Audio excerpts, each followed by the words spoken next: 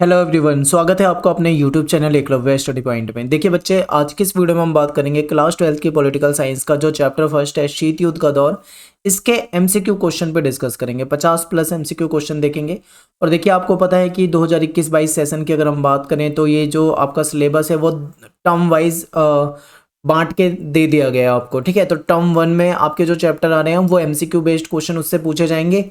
तो आपको मैं एमसीक्यू बेस्ड क्वेश्चन कराने वाला हूँ यहाँ पे। ठीक है, आपको वीडियो को बहुत ध्यान से देखना है। और एक चीज़ आपको और समझनी है अच्छे तरीके से कि देखिए, आप एमसीक्यू क्वेश्चन जरूर आपके सिलेबस में जुड़ गए, लेकिन आप थ्योरी को अच्छे तरीके से पढ़िए, यानी कि एनसीईआरटी से चैप्टर को अच्छे से पढ़ें।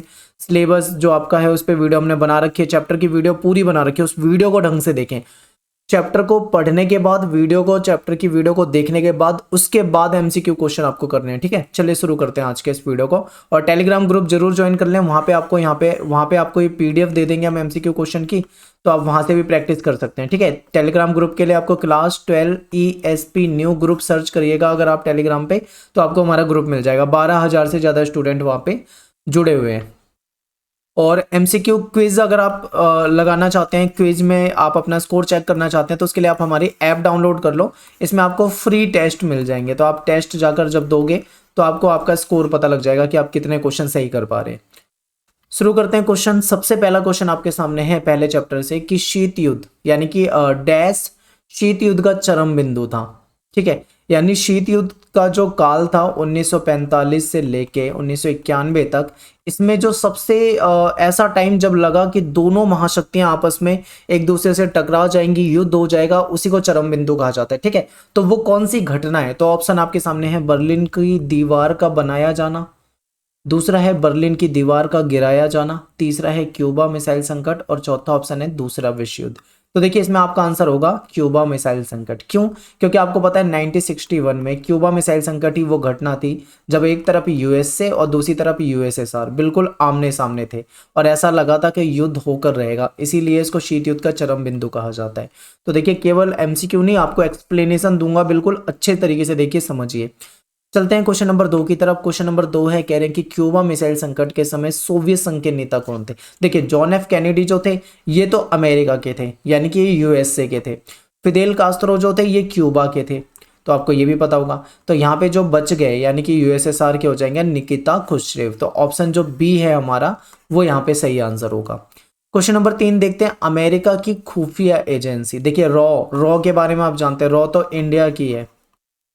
ठीक है, और सीबीआई जो आप पढ़ते हैं, सीबीआई भी इंडिया से रिलेटेड ही है। तो यहाँ पे जो है कौन सी हो सकती है? तो सीआईए अगर आपने नाम कभी सुना हो तो आपको पता होगा कि ये अमेरिका की यानी यूएसए की खुफिया एजेंसी है। तो ऑप्शन हमारा यहाँ पे बी जो है वो सही हो जाएगा। क्वेश्चन नंबर 4 देखते हैं, क्यूबा मिसाइल दूसरा विश्व युद्ध कब हुआ? Second world war. जो सेकेंड वर्ल्ड वॉर था वो हुआ था 1939 से 1945, यानी 1939 से 1945 तक। ऑप्शन डी हमारा यहाँ पे सही है। क्वेश्चन नंबर 6 देखिए, धुरी राष्ट्र में कौन से देश शामिल थे? आपको पता है जो सेकेंड वर्ल्ड वॉर हुआ था 1939 से लेके 1945, ये दो ग्रुप के बीच में हुआ था। एक तरफ थे मित्र राष्ट्र, ठीक है, दूसरी तरफ थे धुरी राष्ट्र। तो आपसे यही पूछा जा रहा है कि जो धुरी राष्ट्र हैं उसमें कौन से देश शामिल थे? तो जर्मनी शामिल था, जापान शामिल था, इटली शामिल था, यानी तीनों ही देश शामिल थे इसमें। तो हमारा आंसर क्या हो जाएगा? उपरोक्त सभी। क्वेश्चन नंबर 6 का आंसर उपरोक्त सभी। क्वेश्चन नंबर 7 देखिए, निम्न में से कौन सा देश मित्र राष्ट्र से संबंधित है? अब देखिए, जर्मनी, जापान अभी हमने पढ़ा, ये तो भाई धुरी राष्ट्र के थे, तो आप ये मित्र राष्ट्र में तो करोगे नहीं। भारत आपको पता है ना, तो इन मित्र में आएगा ना धुरी राष्ट्र में आएगा, तो भारत होगा ही नहीं। तो जो बच गया ऑप्शन फ्रांस, वो आपका क्या हो जाएगा? मित्र राष्ट्र। तो मित्र राष्ट्र में से संबंधित इनमें से कौन सा देश है? फ्रांस। ऑप्शन क्या हो जाएगा आपका? डी हो जाएगा। ठीक है, क्वेश्चन नंबर 7 का ऑप्शन डी। और क्वेश्चन नंबर 8 देखिए, दूसरा विश्व युद्ध किन किन के बीच हुआ था? मित्र राष्ट्र और दुश्मन राष्ट्र, मित्र राष्ट्र और धुरी राष्ट्र, मित्र राष्ट्र और परमाणु राष्ट्र, या इनमें से कोई नहीं? देखिए, आप सभी जानते हैं कि ये जो हुआ था मित्र राष्ट्र और धुरी राष्ट्र के बीच हुआ था। तो बी जो आपका ऑप्शन है यहाँ पे वो सही हो जाएगा। क्वेश्चन नंबर 9 देखिए, दूसरे विश्व युद्ध के बाद दोनों महाशक्तियों ने विश्व का बंटवारा, ठीक है, दुनिया को इन्होंने क्या करा था? इन्होंने दुनिया का बंटवारा शुरू कर दिया था। और ये जो बंटवारा हुआ था, ये बंटवारा कहाँ से शुरू हुआ था? ऑप्शन है अफ्रीका, ऑप्शन है यूरोप, ऑप्शन है एशिया और ऑप्शन है इनमें से कोई नहीं। तो आपका यहाँ पे आंसर हो जाएगा यूरोप। देखिए क्या था, यूरोप महाद्वीप, यूरोप में एक देश होता था जर्मनी, और जर्मनी में की राजधानी होती थी बर्लिन। तो वहां से ये बंटवारा शुरू हुआ था, यानी जर्मनी को इन्होंने दो हिस्सों में बांट दिया था, एक तरफ पूर्वी जर्मनी, एक तरफ पश्चिमी जर्मनी, ठीक है, या फिर आप बर्लिन कह लो, पूर्वी बर्लिन पश्चिमी बर्लिन, इस तरीके से। तो ये आपको थोड़ा याद रखना है, ये 1 मार्क्स में पूछा जा सकता है, इंपॉर्टेंट क्वेश्चन है, ऐसे क्वेश्चन आपसे पूछे जा सकते हैं।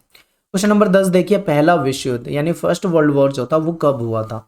तो 1914 से 1918 तक, ठीक है, 1914 से 1918 तक पहला विश्व युद्ध जो था, फर्स्ट वर्ल्ड वॉर जो था, ये हुआ था। क्वेश्चन नंबर 11 कि नाटो की स्थापना कब हुई थी? ये 1 मार्क्स में पूछा हुआ क्वेश्चन है, ये इंपॉर्टेंट क्वेश्चन है। नाटो से बहुत क्वेश्चन आपके पेपर में पूछे जाते हैं, तो आपको पता होना चाहिए कि अप्रैल 1949 में नाटो जो था उसकी स्थापना की गई थी, ठीक है, 1949। 11वें का आंसर क्या हो जाएगा आपका? B option. क्वेश्चन नंबर 12 देखिए, अमेरिका ने जापान के डैश शहरों में परमाणु बमों से हमला किया था? मतलब कितने शहरों में? 2 शहरों में, 3 शहरों में, 4 या 6? आप सभी जानते हैं कि 2 शहर थे। वो 2 शहर कौन से थे, आगे क्वेश्चन में आपसे पूछा, आप उसका आंसर देखिए। क्वेश्चन नंबर 13 कि अमेरिका ने जापान पर जिन बमों से हमला किया था उनकी जो कैपेसिटी थी, उनकी जो क्षमता थी, वो कितनी थी? 20 से 30 किलोटन, 20 से 25 किलोटन, 10 से 30 किलोटन या 15 से 21 किलोटन? क्वेश्चन नंबर आपके सामने है 13। तो देखिए ये 15 से 21 किलोटन की क्षमता थी, लेकिन फिर भी इतनी कम क्षमता होने के बाद भी उसने भयंकर तबाही मचाई थी। और आज के समय में अगर हम देखें तो जो परमाणु आज के समय में जो बम है उनकी क्षमता इससे तो बहुत ज़्यादा है। अगर आज के समय में कहीं गलती से भी ऐसा युद्ध हो गया ना तो दुनिया ही तबाह हो जाएगी। तो आपको ये आंसर याद रखना है, 15 से 21 किलोटन।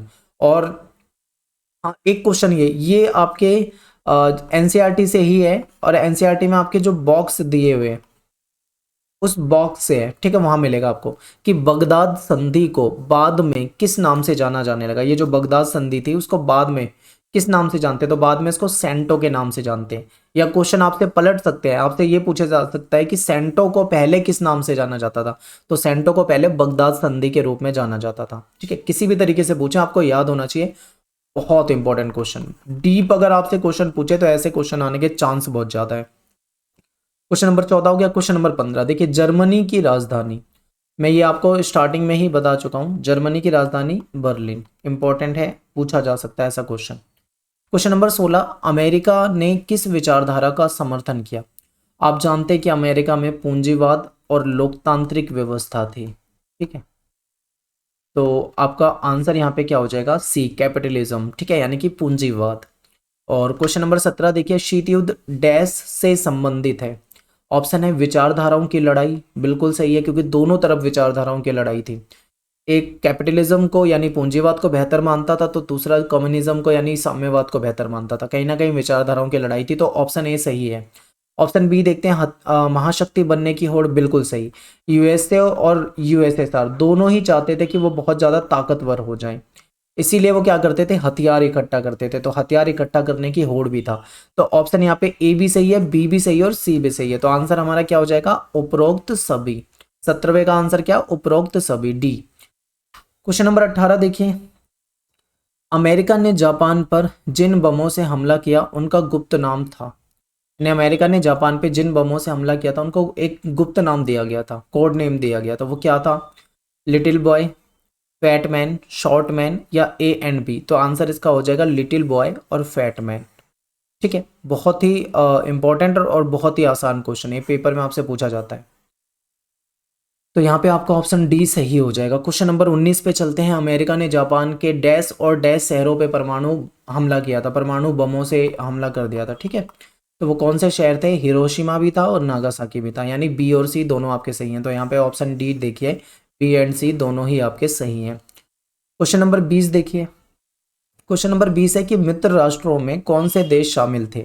मित्र राष्ट्रों में तो अमेरिका शामिल था, सोवियत संघ शामिल था, ब्रिटेन भी शामिल था और फ्रांस भी शामिल था, यानी ये सारे शामिल थे। तो आंसर यहाँ पे हो जाएगा उपरोक्त सभी। क्वेश्चन नंबर 21, सोवियत संघ ने किस विचारधारा का समर्थन किया था? तो ये साम्यवादी विचारधारा का सपोर्ट करते हैं, ठीक है।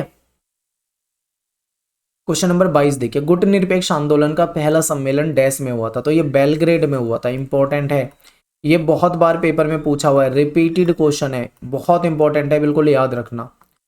क्वेश्चन नंबर 23 की सेंटो संधि कब हुई थी? अब देखिए बहुत सारे बच्चे जो है ना वो सेंटो संधि और सीटो संधि में कंफ्यूज होते हैं, तो आपके लिए आज का ये पहला क्वेश्चन मैं देता हूँ, आप मुझे कमेंट में इसका आंसर बताइए कि सेंटो संधि कब हुई थी। और ये वही सेंटो संधि है जिसका मैंने अभी आपको आंसर बताया था कि बगदाद संधि, पहले इसको बगदाद संधि के नाम से जाना जाता था। ठीक है, आप मुझे आंसर बताएंगे कि इसका करेक्ट आंसर क्या है। आपको आंसर कैसे लिखना है कमेंट में, सबसे पहले आपको अपना नाम लिख देना है जो भी आपका नाम है, उसके बाद क्वेश्चन नंबर लिख देना है, जैसे क्वेश्चन नंबर 23 है, उसके बाद आंसर लिख देना है ABCD, जो भी आपको सही आंसर लगे वो आप वहाँ पे लिख सकते हो।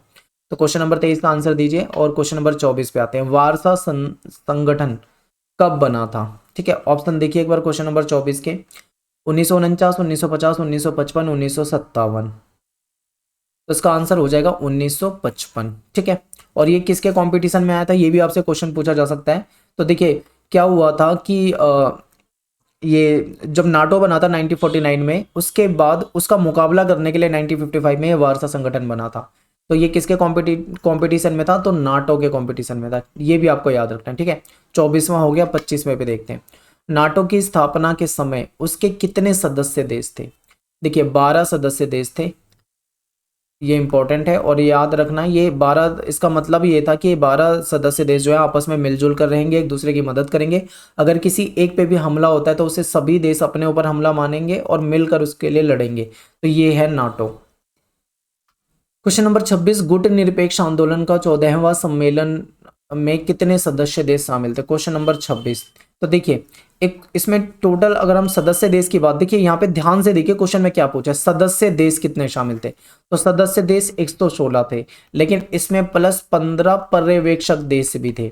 अगर मान लीजिए आपसे ऐसे क्वेश्चन पूछ लें, यहाँ पे सदस्य देश हटाकर आपसे ये पूछ लें कि गुट निरपेक्ष का जो 14वां सम्मेलन हुआ था उसमें कितने पर्यवेक्षक देश शामिल थे, तब आपका आंसर हो जाएगा 15। ठीक है, और अगर आपसे सदस्य देश पूछे तो 116, तो ये चीजें आपको याद रखनी है। क्वेश्चन नंबर 27 पे आते हैं, गुट निरपेक्ष का ये जो 14वां सम्मेलन हुआ था ये कब हुआ था? तो ये हुआ था सन 2006 में। ठीक है, सन 2006 में हुआ था, बी आपका यहाँ पे करेक्ट आंसर हो जाएगा। क्वेश्चन नंबर 27 के बाद देखिए क्वेश्चन नंबर 28, गुट निरपेक्ष आंदोलन का जो 14वां सम्मेलन था ये कहाँ पे हुआ था? ये भी इंपॉर्टेंट है आपके लिए। ठीक है, तो ये क्या हुआ था, ये हुआ था क्यूबा हवाना में, क्यूबा हवाना में हुआ था, 2006 में हुआ था, इंपॉर्टेंट है, पूछा जा सकता है। नेक्स्ट क्वेश्चन आपके सामने है, वर्तमान में नाटो में कितने सदस्य देश हैं? देखिए ये आज के लिए आपका सेकंड क्वेश्चन है, इसका भी आंसर आप मुझे कमेंट में बताएंगे, रिसर्च कीजिए, गूगल पे जाइए, खूब ढूंढिए और उसके बाद मुझे आंसर बताइए कि इसमें से क्या आंसर होगा। आंसर वैसे ही बताना है, एक सिंगल कमेंट करना है, अपना नाम लिखना है, क्वेश्चन का नंबर लिखना है, उसका सही आंसर, क्वेश्चन का नंबर, उसका सही आंसर। अगर मैंने 5 क्वेश्चन पूछे हैं वीडियो में से तो 5 बार आंसर नहीं देने, एक सिंगल कमेंट में 5 के आंसर देने, इस चीज का ध्यान रखना। ठीक है, क्वेश्चन नंबर 30 देखिए, दोनों महाशक्तियों ने 1960 के दशक में कितनी महत्वपूर्ण संधियां की थी? ये संधियां आपसे पूछी जाती हैं, ये बहुत इंपॉर्टेंट क्वेश्चन है, ये आपसे रिटर्न में ज्यादा पूछा जाता था पर आपका MCQ कर दिया है, तो आपको ध्यान रखना है। 1960 के दशक में देखिए दोनों महाशक्तियों ने 3 महत्वपूर्ण संधियां करी थी।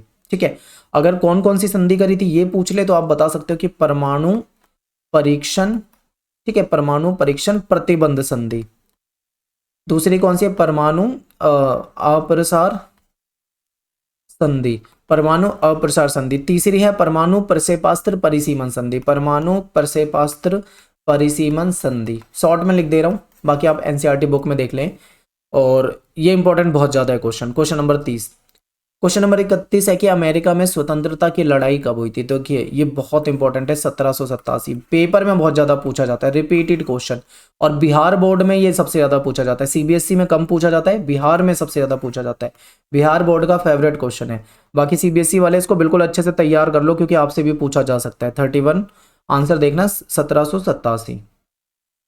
नेक्स्ट क्वेश्चन आपसे पूछा जा रहा है कि चीन और सोवियत संघ के बीच में एक भूमि के छोटे से टुकड़े को लेकर एक युद्ध हो गया था, ठीक है, भूभाग को लेकर, तो ये जो युद्ध था ये कब हुआ था? 32 कब हुआ था? 32 का ऑप्शन देखिए, 1950, 1969, 1970, 1999, तो 1969 आंसर हो जाएगा। क्वेश्चन नंबर 32 का आंसर क्या हो जाएगा? बी, 1969।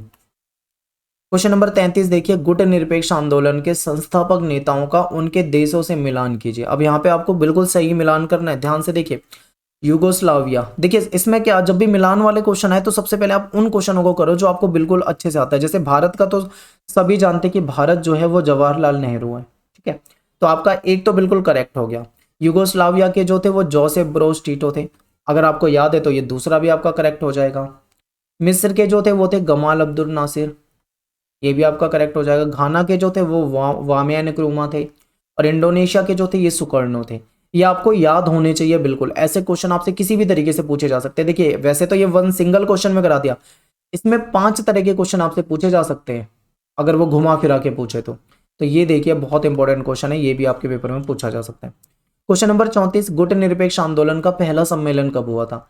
ऑप्शन 1956, 61, 1969 और 1917। तो 1961 में हुआ था और बेलग्रेड में हुआ था, ये मैं आपको आंसर पहले भी बता चुका हूँ। क्वेश्चन नंबर 35 है कि पहले गुट निरपेक्ष आंदोलन में कितने देश शामिल हुए थे? 35। देखिए कितने सदस्य देश शामिल हुए थे, कितने देश की जगह सदस्य देश होगा तो और अच्छा लगेगा क्वेश्चन। तो देखिए इसमें थे 25 सदस्य देश, पहले सम्मेलन में 25 सदस्य देश यानी मेंबर कंट्रीज जो थे वो शामिल थी। 36 देखिए, भारत पाकिस्तान के 1971 के युद्ध के समय भारत ने सोवियत संघ से डैश वर्ष की संधि की थी। कितने वर्ष की संधि की थी? तो ये 20 वर्षीय संधि की थी, ठीक है, 20 वर्षीय संधि। और चैप्टर की वीडियो जरूर देखना, तभी आपको ये सारे क्वेश्चन बिल्कुल आसान लगेंगे, सब कुछ वहां पे अच्छे से बताया हुआ है। क्वेश्चन नंबर 37 देखिए, निम्नलिखित में से किसका संबंध वारसा संधि से नहीं है?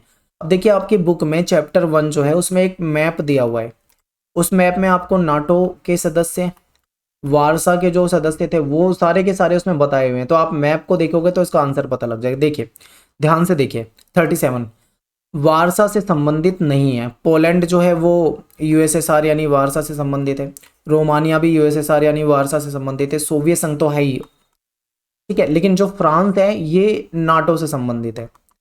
तो यहाँ पे आंसर हमारा क्या हो जाएगा? फ्रांस, क्योंकि फ्रांस जो है वो नाटो से संबंधित है, वो वारसा से संबंधित नहीं है, ठीक है। तो यहाँ पे आंसर 37 का फ्रांस। चलते हैं क्वेश्चन नंबर 38 पे, निम्नलिखित में से किसका संबंध नाटो से नाटो संधि से है? इस बार देखिए क्या क्वेश्चन पूछ लिया, किसका संबंध नाटो से है? तो आप सभी जानते हैं कि फ्रांस का भी है, ब्रिटेन का भी है, यहाँ पे पुर्तगाल दे रखा है आपका, पुर्तगाल का भी संबंध है, और स्पेन का भी है यहाँ पे। तो सारे ही नाटो के सदस्य देश के रूप में आपको दिखेंगे 38 में। तो यहाँ पे आंसर क्या हो जाएगा? सभी। इसके लिए आप मैप को देख सकते हैं, मैप में आपको ये आंसर मिल जाएगा, ठीक है। चलते हैं क्वेश्चन नंबर 39 पे, हंगरी में सोवियत संघ ने हस्तक्षेप कब किया? अब आप सोचोगे कि ये क्वेश्चन कहाँ से बना दिए, ये तो हमें बुक में मिले नहीं, तो ये एनसीईआरटी के जो बॉक्स है वहां से बनाए मैंने क्वेश्चन 2-4, जो कि थोड़े से हार्ड क्वेश्चन आपको लगेंगे अगर आप बॉक्स को नहीं पढ़ते हो, और यहाँ से आपके पेपर में क्वेश्चन पूछने के चांस बहुत ज़्यादा होते हैं, क्वेश्चन यहीं से पूछे जाते हैं, तभी पेपर का लेवल हार्ड बनता है। तो देखिए क्वेश्चन नंबर 39 में आपसे पूछा गया है कि हंगरी में सोवियत संघ ने हस्तक्षेप कब किया था? तो ये करा था 1956 में। तो यहाँ पे देखिए ऑप्शन हमारा जो है बी वो सही हो जाएगा। 40वां प्रश्न देखिए, क्यूबा में अमेरिका द्वारा प्रायोजित बे ऑफ पिग्स आक्रमण कब किया गया था? ठीक है, क्यूबा में अमेरिका ने, तो ये 1961 की बात है, बहुत बहुत इंपॉर्टेंट है, याद रखना, पूछा जा सकता है। क्वेश्चन नंबर 41, बर्लिन की दीवार कब खड़ी की गई थी?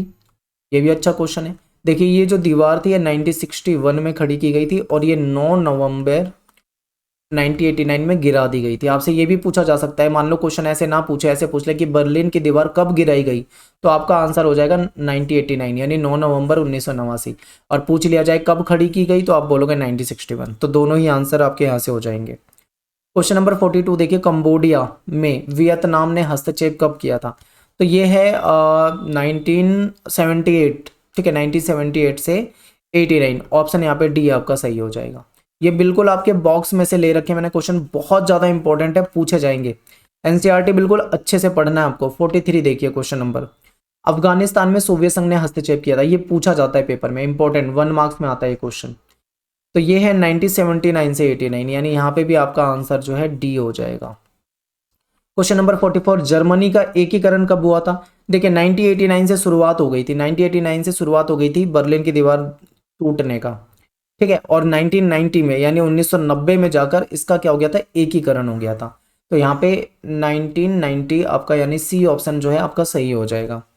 और क्वेश्चन नंबर 45 देखिए, क्वेश्चन नंबर 45 में आपसे पूछा जा रहा है कि शीत युद्ध की समाप्ति कब हुई। तो देखिए 1991 में यानी 1991 में जब यूएसएसआर खत्म हो गया था, उसके बाद ही शीत युद्ध क्या हो गया, समाप्त हो गया। नेक्स्ट क्वेश्चन है कि स्वेज नहर का राष्ट्रीयकरण किया था, इसमें किससे संबंधित है ये, नेहरू ने, गमाल अब्दुल नासिर ने, वामिया नक्रुमा ने, या इनमें से कोई नहीं। तो 46 का आंसर हो जाएगा गमाल अब्दुल नासिर। एनसीईआरटी में जब आप देखोगे एक जगह छोटा सा गमाल अब्दुल नासिर की फोटो दे रखी है, उसके नीचे उनके बारे में 2-4 लाइन लिखी हुई है, उस 2-4 लाइन में आप देखोगे तो आपको ये आंसर मिलेगा गमाल अब्दुल नासिर। तो ये बहुत इंपॉर्टेंट क्वेश्चन है जो मैं आपके सामने रख रहा हूँ। और क्वेश्चन नंबर चलते हैं 47 की तरफ। क्वेश्चन नंबर 47 देखिए, ये बहुत इंपॉर्टेंट है। 47 में पूछा जा रहा है कि वायुमंडल की और बाहरी अंतरिक्ष तथा पानी के अंदर परमाणु हथियारों के परीक्षण पर प्रतिबंध यानी बैन लगाने वाली एक संधि है, उस संधि को क्या बोलते हैं। तो देखिए ये जो संधि है एलटीबीटी है, ये आया हुआ है क्वेश्चन पहले भी पेपर में। इसको हिंदी में अगर पूरा बोले तो सीमित परमाणु परीक्षण संधि है, ठीक है, एलटीबीटी बहुत इंपॉर्टेंट है ये। 47 याद कर लें, बिल्कुल रट लें, क्वेश्चन पूछा जा सकता है। क्वेश्चन नंबर 48 देखिए, पूछा जा रहा है कि सीमित परमाणु परीक्षण संधि एलटीबीटी जो थी ये कब इस पे हस्ताक्षर हुए थे, किसने हस्ताक्षर किए थे, कहाँ पे हस्ताक्षर किए थे। ऐसे आपसे क्वेश्चन पूछे जा सकते हैं 3-4, लेकिन मैंने क्या करा, एक ही क्वेश्चन में सबके आंसर दे दिए। देखिए सबसे पहले ये कब हुई थी संधि, तो आप बोलोगे 5 अगस्त 1963 में, लेकिन ये लागू कब से हुई थी, प्रभावी कब से हुई थी, तो 10 अक्टूबर 1963 से ये प्रभावी हो गई थी, लागू हो गई थी, ठीक है। इस पे हस्ताक्षर करने वाले देश कौन से थे, तो अमेरिका था, ब्रिटेन था, सोवियत संघ था, ये आपको याद रखना है। कहाँ पे हुई थी ये संधि हस्ताक्षर वगैरह, तो मॉस्को में हुआ था, इंपॉर्टेंट है। तो 3 तरह के क्वेश्चन आपसे पूछे जा सकते हैं, तो तीनों के आंसर एक ही में। अगर वैसे तो मैंने आपको 50 क्वेश्चन कराए, अगर आप उसको सही तरीके से देखो तो कम से कम ये 60 से ज्यादा क्वेश्चन बनेंगे। आगे देखते हैं 49, निम्नलिखित में से कौन सी संधि केवल परमाणु शक्ति संपन्न देशों को एटमी हथियार रखने की अनुमति देती है। ये थी परमाणु अप्रसार संधि। इसके तहत जो कुछ ही देश थे उस समय तक परमाणु शक्ति संपन्न, जैसे फ्रांस हो जाएगा, अमेरिका हो जाएगा, ब्रिटेन हो जाएगा, सोवियत संघ हो गया, इनको पावर दे रहा था ये। इसीलिए इसका क्या हुआ था, बाद में इसको लागू किया जा रहा था तो भारत जैसे देशों ने इसका विरोध किया था। तो यहाँ पे क्वेश्चन ये भी पूछा जा सकता है कि भारत ने कौन सी संधि का विरोध करा था, तो वो यही संधि थी, परमाणु अप्रसार संधि। क्यों विरोध किया था, देखिए विरोध इसलिए किया था क्योंकि इसके तहत जो देश पहले से हथियार पा चुके हैं, जिन्होंने बना लिया अपनी सुरक्षा के लिए, वो रख सकते हैं, लेकिन नए देश नहीं रख सकते। तो ऐसे में ये था कि भारत का कहना ये था कि भाई हम अपनी सुरक्षा के लिए हथियार चाहते हैं, ऐसे में परमाणु एटमी हथियार हम क्यों नहीं रख सकते, ये तो हम पे जबरदस्ती बैन लगाया जा रहा है। तो इसलिए भारत ने और भी कुछ देशों ने इसका विरोध करा था। तो ये 50वां क्वेश्चन, टोटल 50 हैं और इंपॉर्टेंट क्वेश्चन थे ये बहुत ज्यादा, तो ये सारे के सारे आपको याद रखने हैं, फर्स्ट टर्म में आपके सिलेबस में पूछा जाएगा, ठीक है। और एक चीज और ध्यान रखें, यहाँ पे आपको नोट्स के लिए आपको क्या करना है, बहुत सारे बच्चे नोट्स पूछते रहते हैं, तो आप सभी चैप्टर के नोट्स पढ़ सकते हो हमारी वेबसाइट पे जाके eklavyastudypoint.com। आपको गूगल में जाके eklavyastudypoint.com सर्च करना है। जब जैसे ही आप सर्च करोगे तो आपके सामने कुछ इस तरीके से, जब आप सर्च कर दोगे तो आपके सामने कुछ इस तरीके से आ जाएगा। तो ये जो पहला लिंक है eklavyastudypoint.com, ये आपके सामने आ जाएगा, इस पर क्लिक कर देना। अब जैसे क्लिक करोगे तो आपके सामने इस तरीके से वेबसाइट आ जाएगी। ये ऊपर जो 3 लाइनें दिख रही है, इस 3 लाइन पे क्लिक करना। 3 लाइन पे क्लिक करोगे तो आपके सामने कैटेगरी आ जाएगी। इसमें जैसे आप क्लास 12th में पढ़ते हो तो यहाँ पे क्लिक कर दो, क्लास 12th के सामने। क्लास 12th के सामने क्लिक करोगे तो खूब सारे सब्जेक्ट आ जाएंगे आपके सामने। आप जिस भी सब्जेक्ट के नोट्स पढ़ना चाहते हो, जैसे आप पॉलिटी के यानी पोल साइंस के नोट्स पढ़ना चाहते हो, तो आप यहाँ पे क्लिक कर दोगे और आपके सामने क्या हो जाएगा, बुक आ जाएगी, बुक 1 बुक 2। फिर आप वहाँ पे जाके क्लिक करोगे तो चैप्टर वाइज नोट्स आ जाएंगे। फिर आप चैप्टर जाके आराम से पढ़ सकते हो, सारे नोट्स अवेलेबल हैं। और नीचे जाके ईमेल आईडी डाल के आप सब्सक्राइब भी कर सकते हो, ताकि आपको कोई नोटिफिकेशन मिल जाए करेगी हमारी वेबसाइट पे जब भी नोट्स डलेंगे, ठीक है। तो ये बहुत ही सिंपल प्रोसेस है, आप इस तरीके से नोट्स पढ़ सकते हो। टेलीग्राम ग्रुप में आपको पीडीएफ वगैरह मिल जाएगी, और आप हमारे ऐप में जाइएगा तो ऐप के अंदर आपको फ्री के एमसीक्यू टेस्ट मिल जाएंगे, जहाँ पे आप टेस्ट लगाकर अपने स्कोर को चेक कर सकते हो कि आप कितने अच्छा पढ़ने में हो या नहीं हो, कितना कर पा रहे हो या नहीं कर पा रहे हो, ठीक है। तो मिलते हैं नेक्स्ट वीडियो में आपसे। थैंक्स फॉर वॉचिंग सभी को। जय हिंद, जय भारत।